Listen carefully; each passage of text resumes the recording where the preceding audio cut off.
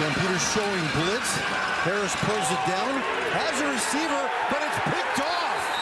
Interception, Calgary, the second interception of the game for Harris. Godfrey Onyeka making his third start of the season, his first career interception in 7 years. Yeah, and Onyeka just takes this ball away. You see a little bit of pressure on Trevor Harris, tries to get it out to the sideline to Myers.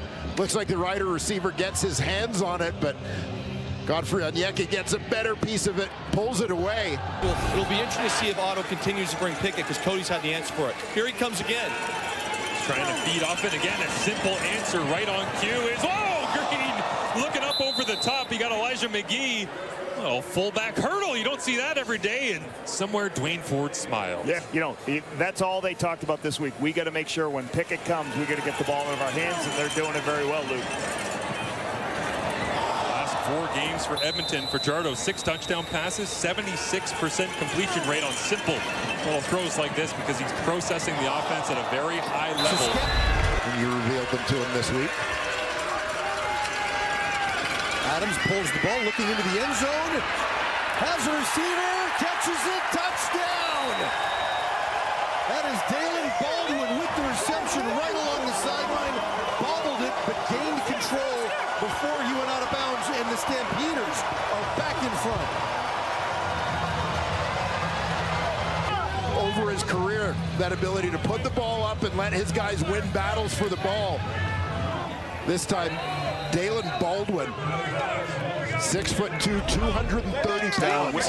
I know they're going to put him in good situations. It's first and 10 from the 51. The toss back, and he's throwing. It's Tyler Sneed. A deep ball for Hollins, who's got it. Another long reception for Alexander Hollins.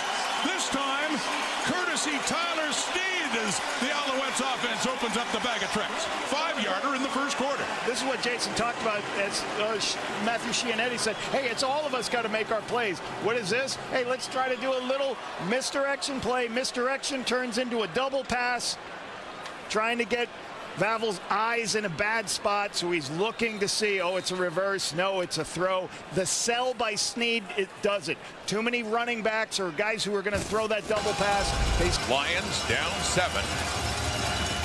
Trying to get momentum back to fake the Butler. The throw. It is caught by Katoy. Hops into the end zone for the BC touchdown.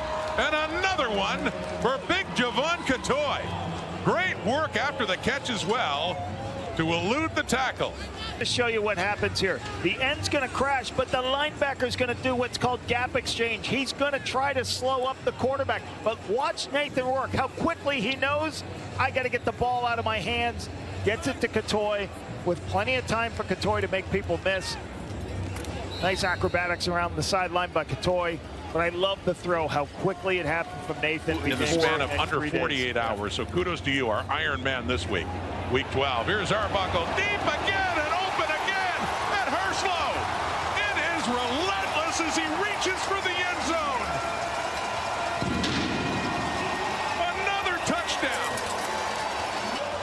Misdirection, and then a play action pass. They're going to fake like it's a speed sweep in one direction, and then they're going to boot away. So fake it. Now you have the tailback as an underneath, but you're looking deep to see Gary Peters or the halfback, if their eyes are distracted over that field. He's got to stay deep with Herslow, loses sight of Herslow. Herslow takes it deep for the touchdown. Great scheme, great execution. Baldwin, again, as we mentioned, only had 3 catches coming into this one. That time it's Philpott close to the goal line, and they call it a touchdown. Jalen Philpott with the touchdown, potentially his first of the season. I'm sure they're going to take a look at it. Let's see if it stands or not. Yeah, Philpott coming across the formation, has that free release into the flat. You see Jackson Ford in pursuit, trips him up. And that ball looks like it is actually broken the front plane of the goal line before Philpott hits the ground. Well, it looks like a subtle thing at the end of this, but watch the effort that Jalen Philpott makes to get to the end zone. Gets the left hand down, pushes off that right leg, manages to keep himself airborne just long enough. to get across the goal line. Watch his shadow on this one, as you can see that he stays in the air until the ball has broken the plane of that goal line. Air. Got a touchdown, also ran in for a 2-point conversion. Arbuckle to throw. Looking deep again to the end zone. Touchdown! How about that? Jake Herslow. In Football League anymore. When you do, you like to take shots downfield. Here's a man look. Nick sees it right now. Takes Jake Herslow. He comes back for that ball. Robert Carter is sick to his stomach. He undercut. He just moved a little bit too far and couldn't make a play on the ball. Jake was there. So missed opportunity for the BC Lions defense, get a takeaway, but Jake Herslow makes him pick. So back to the original line of scrimmage at their own 49 and a 2nd and 10. And that penalty. Quickly throwing, intercepted. Argos. Benji Franklin has it. Can they catch him there? Franklin takes it into the end zone for a Toronto touchdown. Study. Benji Franklin knowing what's coming. He sits on the route and then undercuts it and makes the play.